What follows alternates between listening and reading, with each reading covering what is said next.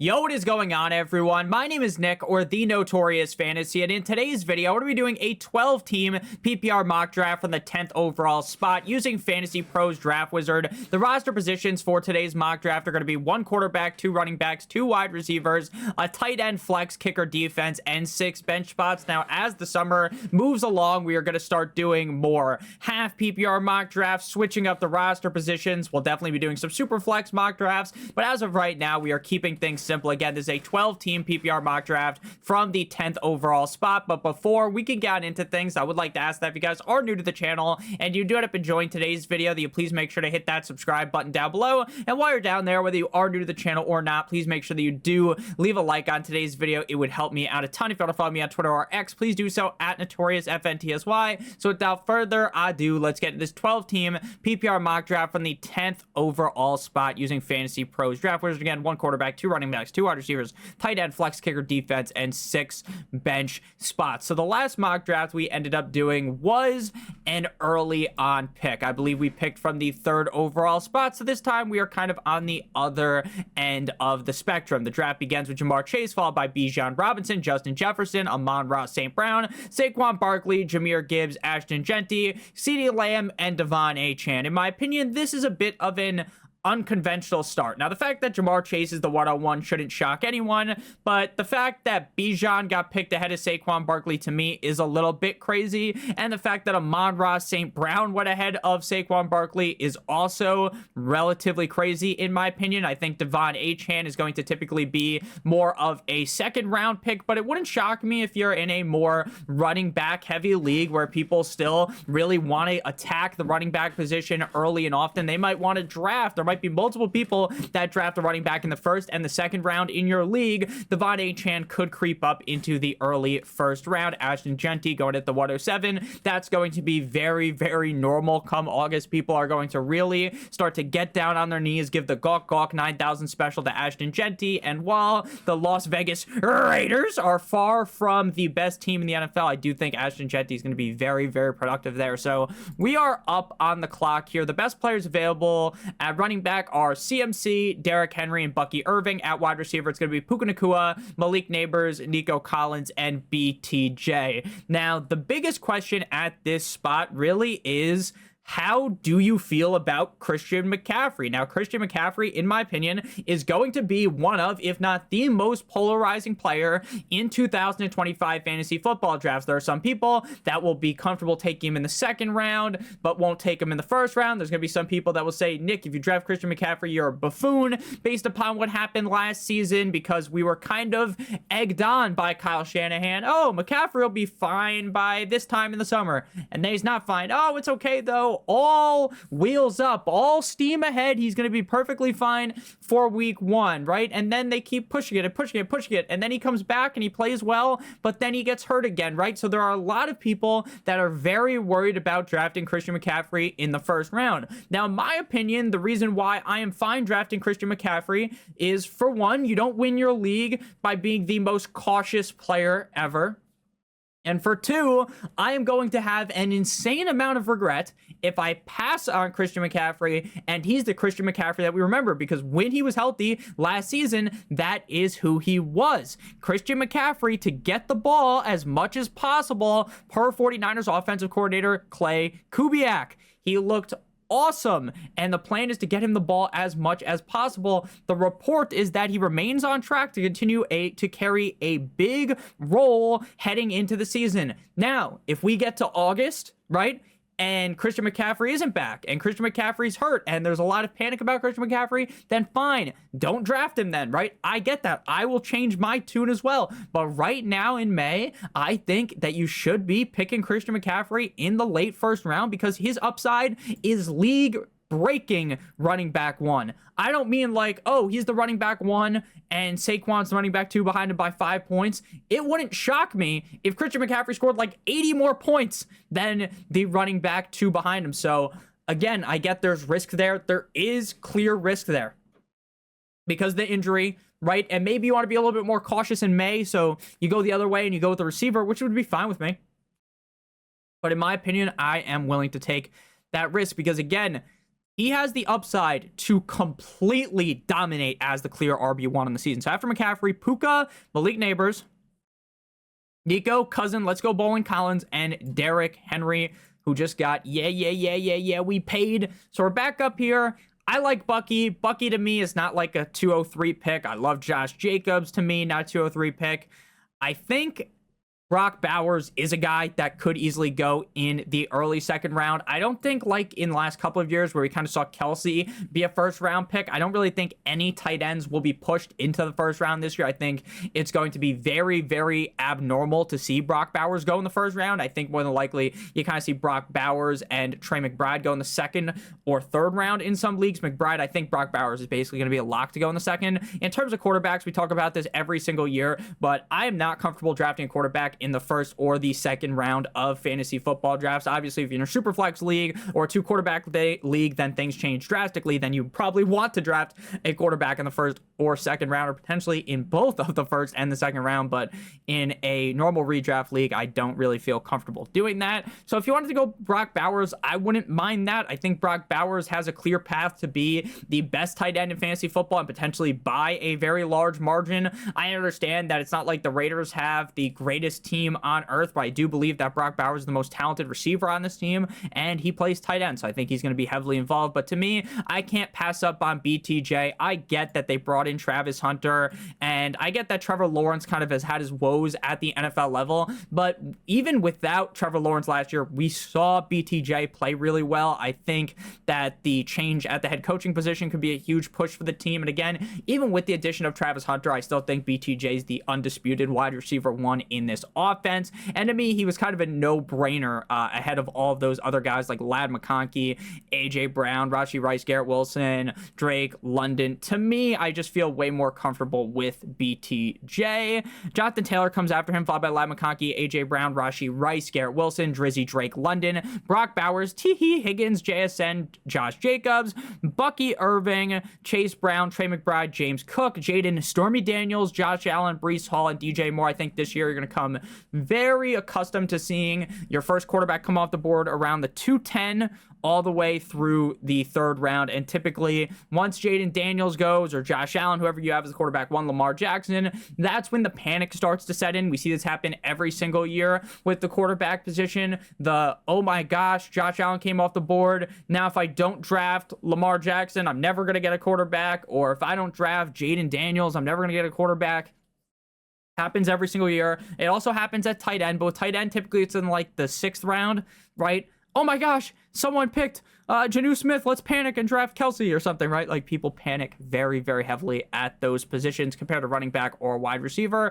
So our team through 2 rounds is CMC and BTJ, a potential number 1 running back in fantasy football. And I think BTJ could potentially be the wide receiver 1. So I really like that start for our team. Now the question is, do we want to add a little bit more safety to our running back room? Do we want to dive back into wide receiver? Or do we want to click the quarterback or tight end button?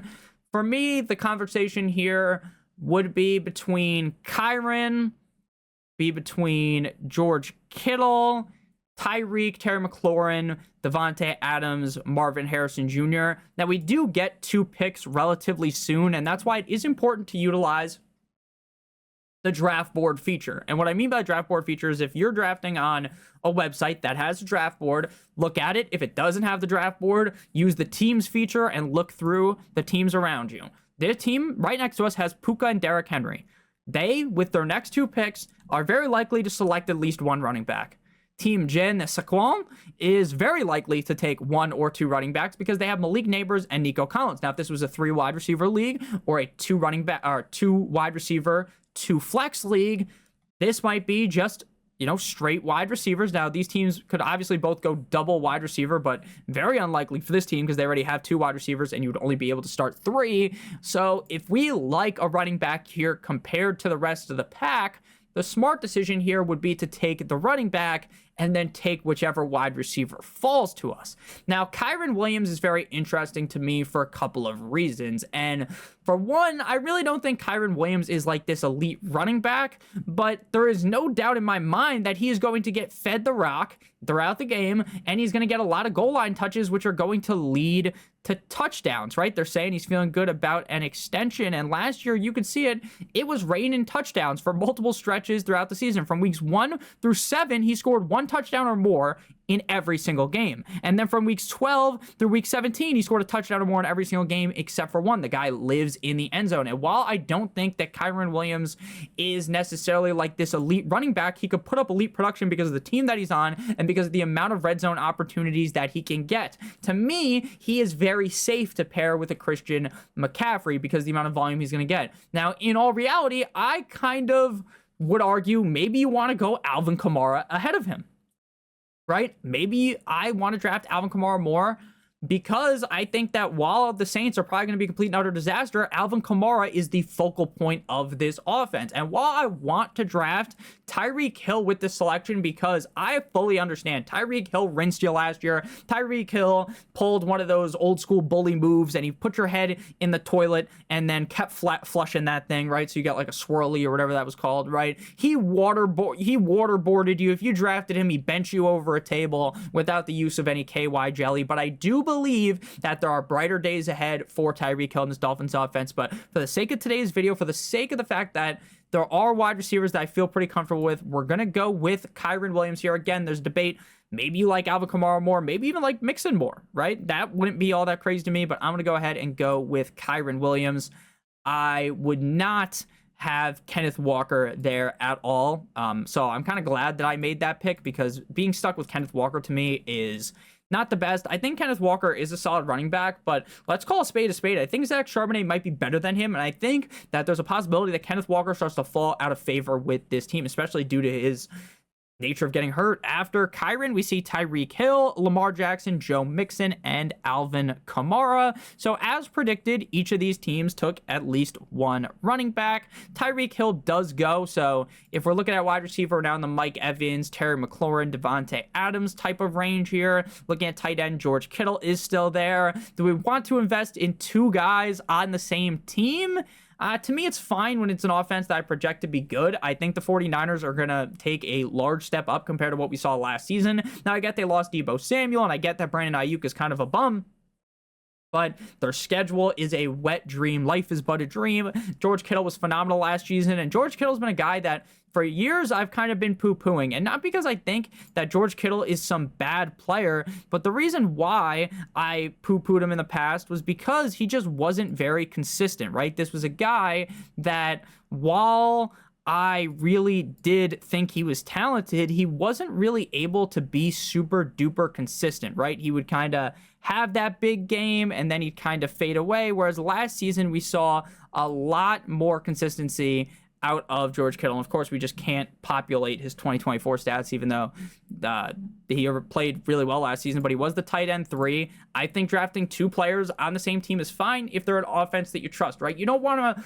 draft 2 guys, for instance, like the Jets. Would I be very comfortable? Sure. If I drafted Justin Fields and Garrett Wilson, yes, that's fine. But if I'm drafting Breece Hall, am I really like attracted to drafting Garrett Wilson on the same team? You know what I'm saying? Like teams that aren't as good, like I don't think you want to be over investing multiple pieces on that offense. So if you want to go Kittle, that would be fine with me. Jalen Hurts, I kind of thought they were going to ban the tush push because every single fucking thing that came out was like, oh my god, they're going to ban the tush push. And Diana Rossini comes out, it's like basically a lock, they're going to ban it. And of course it doesn't get banned, right? Because what do these fucking reporters know? Terry McLaurin currently holding out, I believe, based on something I read a little bit earlier.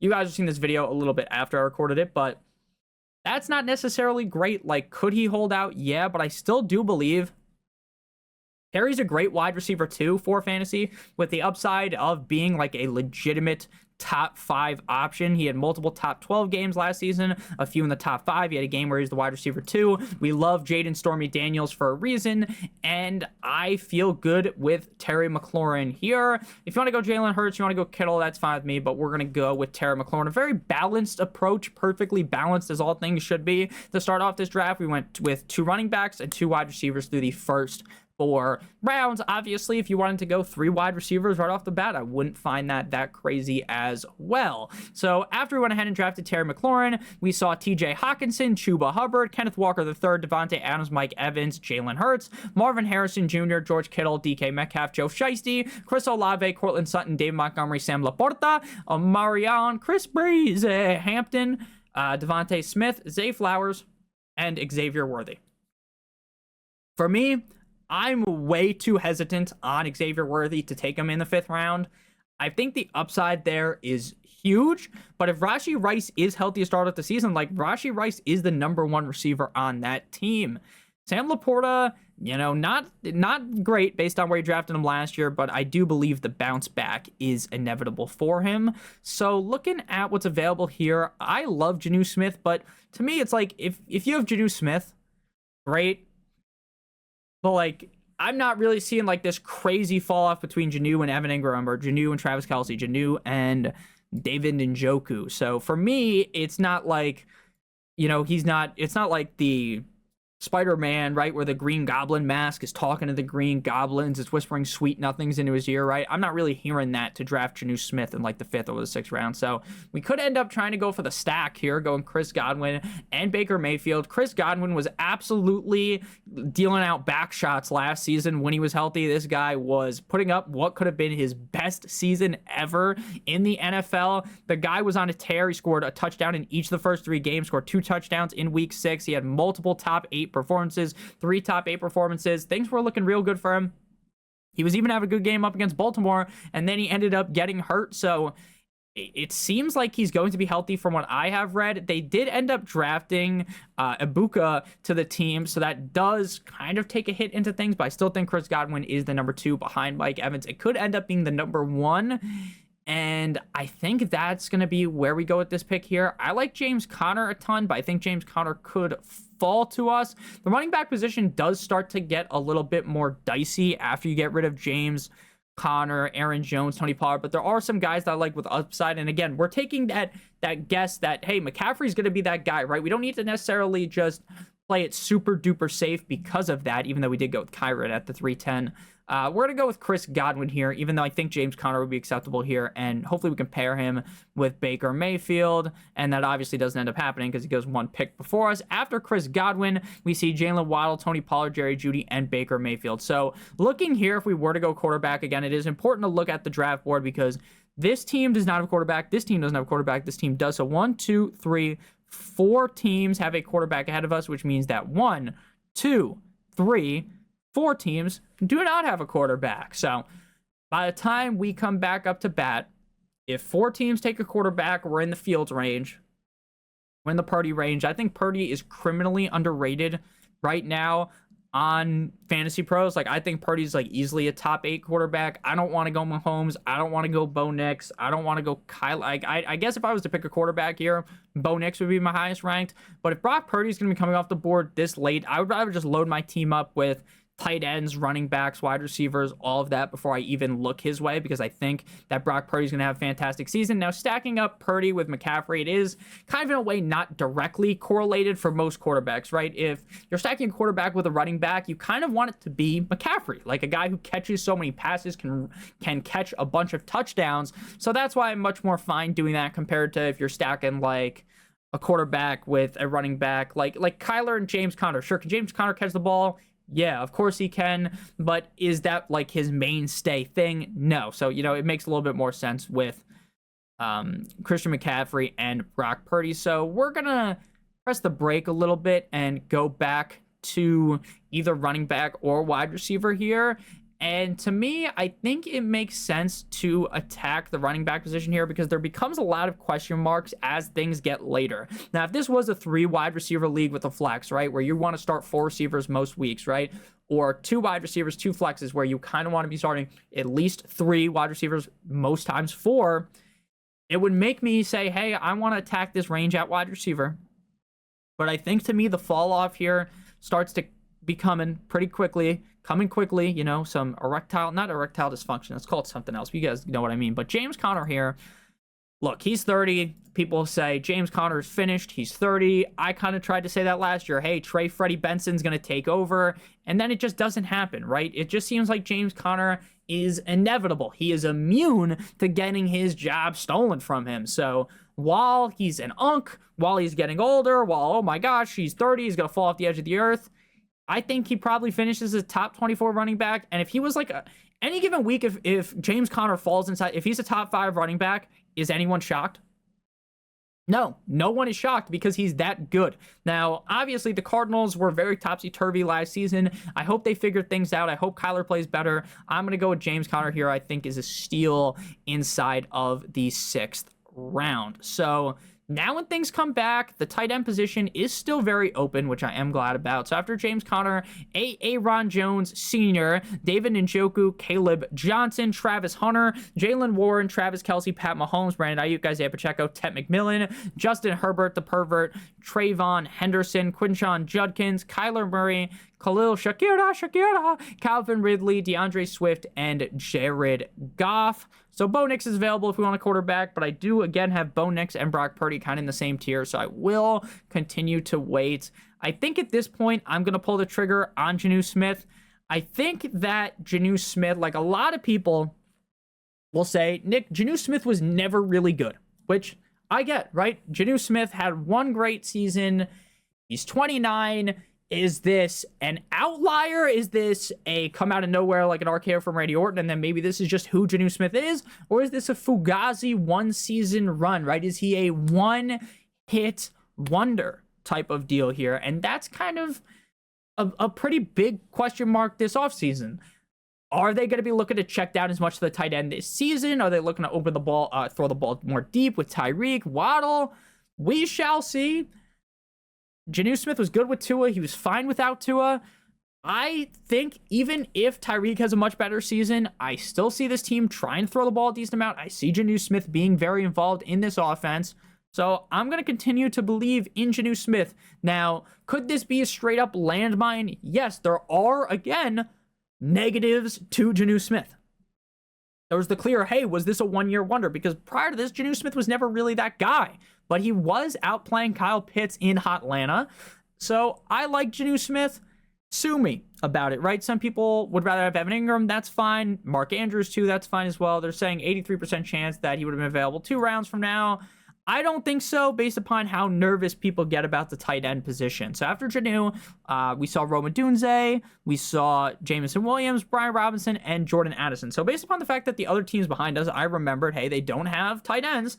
There was a chance that he did end up going there. So don't feel bad about that at all. So right now we have 3 running backs, 3 wide receivers, and a tight end. Technically, Bo Nix is my highest ranked quarterback. So if I wanted to go Bo Nix right here, that would be acceptable. If I don't take Bo Nix, very, very, very, very, very, very likely that he goes as not the next pick, but the pick after that at the 805, because this team does not have a quarterback. But again, I am perfectly fine drafting Brock Purdy.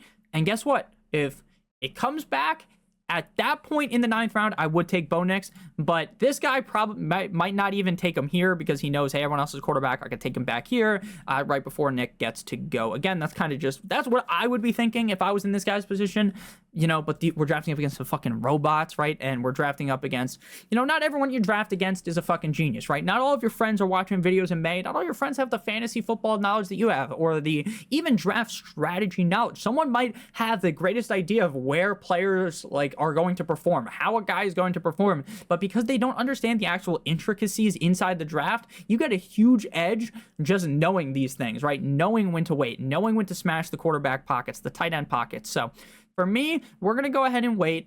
I like George Pickens a ton in best ball, like on Underdog, promo code Notorious, click on the link in the video description. You get a first match deposit bonus of up to $1,000 over on there. So make sure you guys do check that out, promo code Notorious, where you can do best ball drafts. Pickens is a guy I love in best ball. Why? Because I draft him, and I don't have to ever actually put him on my lineup. Underdog automatically puts him into my lineup for me when he has that big game, right? But when you actually have to play the guessing game of, oh, when do I insert George Pickens into my lineup, you're going to be blowing your fucking brains out trying to figure that out. Now, at this point in the draft, I'm fine taking the risk on him, but I think for me, I'm probably going to dive back in on running back, just tap running back one more time, and then start jamming some wide receivers here. And that's because RJ Harvey is available. I think RJ Harvey has top 24 potential this season. I think that he's a solid enough prospect out of Denver, got relatively high draft capital in the 2025 NFL draft. And to me, this is a running back room that is barren. This is a running back room that doesn't have a whole lot of talent around it, right? It's not even like Javonte Williams is still there, who just now is on Dallas. So this is a guy coming off the board as running back 31, 24 years old, rookie season. Could be a top 24 guy, could be a top 12 guy, especially if the Denver Broncos offense really percolates. And the reason why last year I was in on Javonte Williams wasn't because I think that Javonte Williams is this generational prospect. It was because of Sean Payton. Sean Payton always, except for last year, generates like a top-end running back. So I think RJ Harvey could be that guy. Like, again, like what Derek Brown wrote here, Audric Estime, Jaleel fucking McLaughlin. Like, I get RJ Harvey didn't get like this great number, and by number, I mean like his NFL numbers, I think it's 37 or 38, something like that. When you think of a running back, you're thinking 26. You're thinking, oh, you know, maybe he's number 7, right? Or maybe he's this lower number, 37, 38, whatever fucking number they gave him is a little bit weird, I'll admit it, but I'm going to take RJ Harvey here. And now we just got to hammer time wide receivers because we want to make sure we have a lot of wide receivers on this team. And the best part is, with these great running backs, you don't always have to start Godwin as your flex. So Bo Nix does come back to us, because after we go RJ Harvey, it's George Pickens, Tyrone Tracy, Cooper Kupp, Jacoby Myers, Stephon Diggs, Travis Etienne, Najee Harris, Javonte Williams, Juwan Jennings, Josh Downs, Jaden Riley Reed, Ramondre Stevenson, Zach Charbonnet, Deebo Samuel, Cam Scatabo, The Sket, Man Marquise Hollywood, Brown, Tank Bigsby, and Christian Kirk. So we're going to go Bo Nix again. I don't think Bo Nix is going to fall this far in 99% of drafts. If you're like, Nick, this is so unrealistic, just imagine that I drafted Brock Purdy here. Because to me, I mean, dude, if you at this point, Bo Nix is like a smash pick. Even if you're not stacking him with anyone, you don't have to stack in redraft. Stacking is basically paramount in best ball. Redraft, you don't really need it, in my opinion. Now, I like doing it because it just increases my upside weekly, right? In fantasy football, you can kind of think about things as like, hey, right now, with these players that are in my starting lineup, I'm laying out a 1, 2, 3, 4, 5, 6, 7 leg parlay on these players, right? But if I, say, have Bo Nix and Courtland Sutton, those are more of the same type of a guy inside the parlay, because I don't need 2 separate teams to go crazy. I just need Bo Nix to have a good game with Courtland Sutton. They're more together, in my opinion. That's just kind of how I think of things. I don't think you need to stack. I do like to stack, but again, it's not mostly, again, it's not like fucking essential. Like, I'm not coming to the draft like, oh, if I get Courtland Sutton, I need to draft Bo Nix, right? I'm just not thinking that, right? Oh, I got Terry. I really need to get Jaden Daniels, right? That's just kind of not how I think at all. So now it's basically locked and loaded that we need to go wide receiver. And I like Darnell Mooney. I like Matthew Golden. I like Luther Burden. I like Cedric Tillman. But I'm going to go Darnell Mooney here because Darnell Mooney is low-key sneaky. Now, he's not a guy that every single week you can rely on as like a top 24 guy, right? He was very up and down. But I think if Michael Penix is able to stay consistent this season with the upside that Mooney has, I think he's kind of like a no-brainer pick this late, even though like there's really no path to him becoming the wide receiver 1. I think he's a pretty safe bet to be the number 2 on that team. So after we went ahead and drafted Monsieur Darnell, here comes the Mooney. We got Rashad with 2 A's White, Justin Fields, Rashid Shaheed, Rashid Shaheed, Adam Thielen, Austin Eckler, Matthew Golden, Rico Dowdle, Jordan, the numbers, Mason, what do they mean? Keenan Allen, Mark Andrews, Tyler Algier, Luther Burden, Ray Davis, Cedric Tillman, Mika Gbuka. Then we got Keon Coleman, Big Cock Brock Purdy, and Jalen McMillan. It says that it's recommending us to draft Caleb Williams. If you draft Bo Nix, if you draft like a top 10 quarterback, why am I drafting a backup? Because all this is doing every single week is playing a Jedi mind trick on your brain of, I mean, I drafted Bo Nix pretty high, but should I just play some other random quarterback now? Right? Should I put in Drake May instead? Like, and then you just fucking second guess yourself. You're like, oh, I love Drake May's matchup, right? And then you fucking play Drake May, and Drake May lays down the fucking crucifix onto you, right? Or you go ahead and you're like, oh man, maybe this is the week where Trevor Lawrence finally figures it out, man, because I got Brian Thomas Jr. And then you play Trevor Lawrence, and Trevor Lawrence takes a shit down right on your fucking chest, Cleveland steamer, right? So I don't do that. I just try to stay away. It'll make you second guess yourself a lot during the season, and it's also gonna make you feel really stupid, make you feel real dumb too. So just stick with one guy. If Bo Nix gets hurt, so be it. You knock on wood, you pick up a different quarterback, or on his bye week you pick up a different quarterback. Like, having, you know, that backup plan for your quarterback in week fucking 12 is so stupid, in my opinion. Like, it is such, like, some galaxy brain thought process. Like, oh, let me just hold him on my bench for 12 weeks, when you could literally use that bench spot for a guy you pick up off the waiver wire that could be a league-winning running back, a league-winning wide receiver, right? So, or running back, tight end, anything like that. So, for me, it's just a little bit foolish to do. Now, if you're in a 2-quarterback league, obviously you got to draft more than one quarterback. And if you're waiting at tight end, like, for instance, say you wait for, you know, you're like, okay, I kind of want to get Njoku, right? And then Njoku goes, and you're like, all right, I'll wait for Evan Ingram, and then Evan Ingram, Mark Andrews goes, and then you're in this range where you're looking down the barrel. You're like, all right, Tucker Kraft, Jake Ferguson, Dallas Goedert, Holston Loveland, Tyler Warren, right? This kind of range. If, say, you don't have that tight end you feel confident in, that's where I'm fine drafting a tight end too, right? Like, oh, I didn't get those guys. Let me go ahead and draft Jake Ferguson and Tucker Kraft, right? Or, oh, let me get Goddard and Freiermuth, right? It makes a lot more sense. And same thing with this range at quarterback, right? If you're not as confident in Dak as I am, if you want to take Dak and Drake May, go right fucking ahead and do that. But if you're investing that earlier round draft capital, to me, I think you're kind of just shooting yourself in the foot by doing so. So we're back up on the clock here. We have so many good running backs. We have 4 good running backs, in my opinion, 4 guys that I think could finish inside the top 18. I think it would be kind of crazy to just handcuff them right here. I'm not much of a handcuff guy, except for when, you know, I'm in the sack, if you know what I'm saying. But Trey Benson, like, he's a fine handcuff, but why am I drafting him, right? I'm just anticipating my guy getting hurt. If I'm going to draft a handcuff, I'm drafting someone else's handcuff. Say I don't have Christian McCaffrey. I draft Isaac Guerendo. Christian McCaffrey goes down. Knock on wood, knock on wood, knock on wood. Then when you go ahead and draft Isaac Guerendo, you have just inserted a running back 1 potentially into your lineup, right? But I'm not much of a handcuff guy yet. I'm not really handcuffing my own guys. Next up, we are going to go wide receiver again, and we are in the deep depths here. That's okay.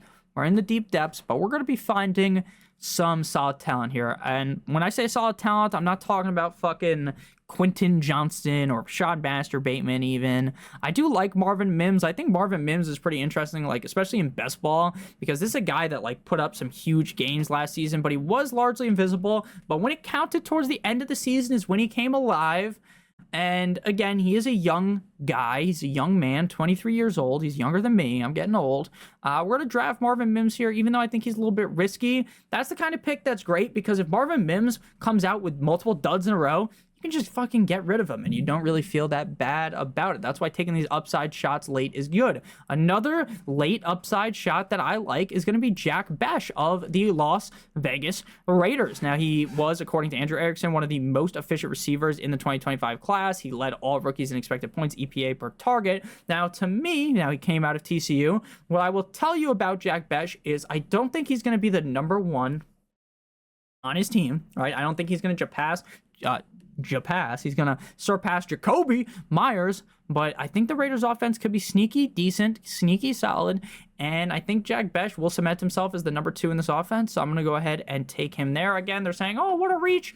I think that is going to be a guy that is very heavily in demand come August. I think there's going to be one solid report about him, and he's going to skyrocket up draft boards. So after Jack Bech, we're going to go ahead and see Caleb Williams, followed by Rashad Baxter Bateman, Jake Ferguson, Colston Loveland, Trey Benson, Trey Harris, Denver Broncos defense, Joshua Palmer, Kareem Hunt, Tootin, CJ Stroud, Jerome Ford, Jalen Wright, Dak Prescott, Jadon Blue, Braylon Allen, Hunter Henry, and Blake Corum. So right now we have 1, 2, 3, 4 running backs, 1, 2, 3, 4, 5, 6 wide receivers. So we'll close things out with yet another running back here. If you wanted to go wide receiver because you don't trust our depth as much, you want to take an upside shot on Jaden Higgins, you want to go ahead and maybe even scroll more down here, and you're like, you know what? Maybe Jalen Royals has like a good season with the Chiefs, right? But for me, I'm going to go running back here. We ain't handcuffing. We ain't cuffing nothing here. I really like Ollie Gordon. I really think Ollie Gordon's going to be utilized on the Dolphins more than people think. But let's go Marshawn Lloyd because I think he's pretty clearly the number 2 behind Josh Jacobs. And then we're going to go defense and kicker. Now, it's important to understand for defense that how good the defense is really doesn't matter that much, in my opinion. It's all about picking off matchups. What I mean by that is drafting a defense that has a great matchup in week 1. Why does you want to draft like that? Because it's very unlikely that you have a defense that you can hold every single week, right? Every couple years or every year, maybe there's a defense or 2 that you want to hold, but it's very unlikely that you actually just guess that, right? And, oh, the Eagles, right? And then they go up against some team and the Eagles get fucking smacked defensively, right? Now, that's why I draft defenses like that. From week to week, I make a video every single week telling you guys which defense to pick up based upon the matchup that they have on the week. So it is very important to understand that a defense could completely sway your week. And just because you think the Ravens have a great defense, or just because you think the cold like Minnesota Vikings have a great defense, doesn't mean that they're always going to have the best matchup for you and most likely matchup to succeed. So in week 1, just look at some matchups. We got Dallas versus the Eagles. I don't really like any defenses in that. Chiefs versus the Chargers. That's not super enticing to me. Tampa Bay versus Atlanta. I'd be fine taking Tampa Bay, even though I don't think they have a great defense. First game of Michael Penix for the new season. I think that could end up bad. Cincinnati. The Cincinnati Bengals defense really sucks donkey dick, but they're going up against the Browns. The Dolphins up against the Colts. I don't think the Dolphins have a great defense, but Anthony Richardson could throw 17 interceptions. The Panthers versus the Jags, I'd probably stay more away. But if you want to stream the Patriots up against the Raiders, or if you wanted to stream the Cardinals up against the Saints, right? There are a lot of great options. The Eagles, who are the highest ranked defense, are playing up against, and I have this on my phone, they're going up against the Cowboys. So, like, I don't think that's necessarily a great game for the Eagles. We're going to go with the Eagles just for the sake of getting the highest ranking, but in all reality, I probably would not draft the Eagles in that spot. But it is Dak's first game back, so it isn't all that bad. And then we're just going to go with the kicker. I'm going to go with my old bitch lame, but my young Hoku of the Hotlanta Falcons. So our roster, to close things out here, our quarterback is Bo Nix, our running backs are McCaffrey and Kyron, our receivers are BTJ and Terry McLaurin, our tight end is Janu, our flex is Chris Godwin, our kicker is Young Hoku, my defense is the Eagles, then we got James Conner, RJ Harvey, Darnell, here comes the Mooney, Marvin Mims Jr., Jack Besh, and Marshawn Lloyd. We got a bit of Denver bias on this team, but that's okay. I think Denver's going to be a good team. So thank you guys all so much for watching. If you enjoyed today's video, make sure you guys hit that subscribe button like it owes you some money. Leave a like on today's video. It would help me out a ton. If you want to follow me on Twitter or X, please do so at NotoriousFantasy. I love you guys all more than you'll ever know. I hope you guys have a great one. My birthday is on Monday, the 26th. I don't know when this video is coming out. It might be out on Monday. It might be out before that. I'm going on vacation this weekend, so I'm recording some videos in advance. So I do love you guys. I hope you guys have a great one. And as always, check out one of the videos on the screen if you haven't seen them already. Good boy.